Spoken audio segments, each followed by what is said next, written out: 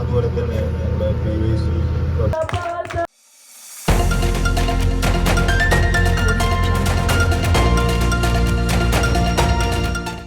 Pookkalathur buds school കുട്ടികൾക്കായി ഉല്ലാസയാത്ര സംഘടിപ്പിച്ച് PVC ക്ലബ്ബും സ്പാരോ ട്രാവൽ ക്ലബ്ബും.